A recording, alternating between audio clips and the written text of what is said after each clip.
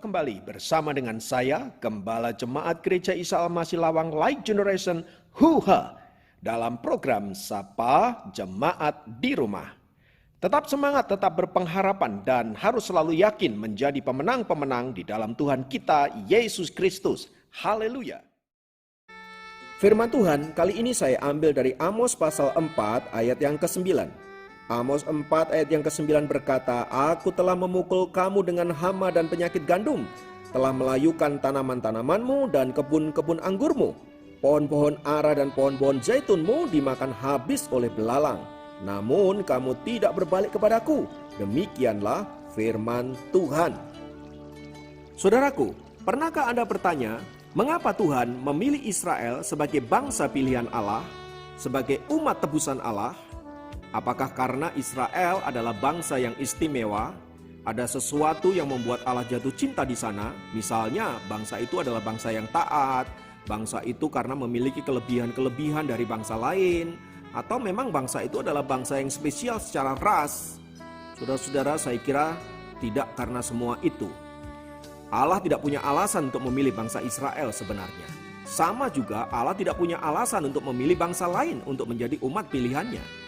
Ketika Allah memutuskan untuk memilih Israel menjadi bangsa pilihan Allah atau umat tebusan Allah, itu lebih disebabkan karena grand plan Allah agar bangsa itu menjadi prototipe umat Allah, menjadi contoh dan teladan bagaimana seharusnya menjadi umat Allah yang hidup berkenan di hadapan Allah.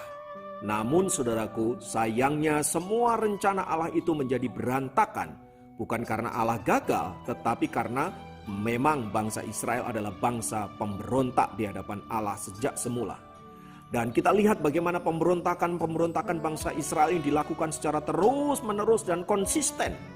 Bahkan sekalipun mereka dihajar oleh Tuhan berkali-kali, mereka dibuang menjadi bangsa buangan, menjadi budak di negara asing dan sebagainya, bahkan diserahkan ke seluruh dunia, mereka tetap saja melakukan pemberontakan di hadapan Allah.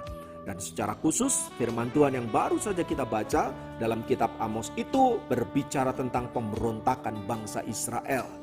Mereka berpaling dari hadapan Allah, mereka menyembah ilah-ilah lain, mereka bahkan melakukan ritual-ritual persis seperti yang dilakukan oleh bangsa-bangsa kafir, yang menyebabkan Allah kemudian marah dan murka kepada bangsa Israel ini, saudara-saudara. Itulah sebabnya mengapa kemudian Tuhan sepertinya menghancurkan apa yang mereka punya. Ya, Tuhan mengirimkan hama, penyakit gandum yang melayukan tanaman-tanaman, pohon anggur, pohon ara, pohon zaitun. Intinya semua hasil bumi yang mereka miliki itu dibuat Tuhan gagal total. Mereka bukannya bersyukur dipilih Allah menjadi bangsa pilihannya, melainkan justru banyak memberontak kepada Tuhan. Hidup menuruti kehendak sendiri, hidup maunya sendiri, bahkan menolak hukum-hukum Allah. Saudara-saudara, apa yang dialami oleh bangsa Israel ini bukankah juga seringkali dialami oleh orang percaya yang hidup di zaman ini? Kita dipilih Allah bukan karena kebaikan kita. Kita dipilih Allah bukan karena ada hal-hal yang istimewa dalam hidup kita. Kita dipilih Allah karena Allah mengasihi kita dan memang Allah berkenan memilih kita. Itu otoritasnya Allah.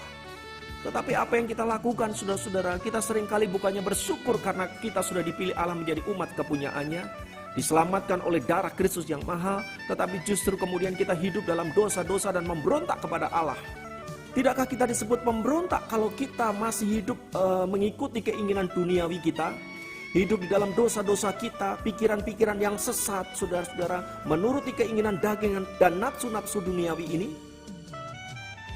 Semua itu tidak berkenan di hadapan Allah. Namun sayangnya sebagai orang-orang yang percaya kepada Kristus, kita justru melakukannya dengan gembira. Bahkan kita seringkali bangga melakukan dosa-dosa di hadapan Allah. Hari-hari ini kita lihat bagaimana ada banyak anak-anak Tuhan bangga karena dosa-dosanya, bangga karena telah berselingkuh, bangga karena telah melakukan korupsi, bangga karena telah melakukan dosa-dosa yang lain, kecemaran-kecemaran yang lain. Saudara-saudara, tentunya harusnya ini membuat kita malu di hadapan Allah. Tetapi karena dosa-dosa merintangi kita untuk kita mengalami kasih dan kuasa Tuhan, menyebabkan kita, saudara-saudara, tetap tinggal di dalam dosa-dosa kita. Saudara dikasihi Kristus, mari ingat, kita ditebus oleh darah yang mahal, bukan karena kebaikan kita. Oleh sebab itu, Mari kita berbalik dari dosa-dosa kita yang jahat. Mari kita berbalik dari segala pelanggaran-pelanggaran kita yang tidak berkenan di hadapan Allah. Mari kita minta ampun kepada Allah. Mari kita minta pemulihan Allah. Dan percayalah, kalau kita datang kepada Tuhan dengan segenap hati, dengan segenap jiwa kita, Allah akan memulihkan kita. Terlebih bila kita mau sungguh-sungguh bertobat. Bukankah firman Tuhan mengatakan, barang siapa mengaku dosa, maka Allah setia dan adil dan akan mengampuni dosa-dosa kita dan menyucikan kita dari segala pelanggaran kita? Oleh sebab itu saudara, pagi hari ini saya mau mengajak untuk introspeksi diri.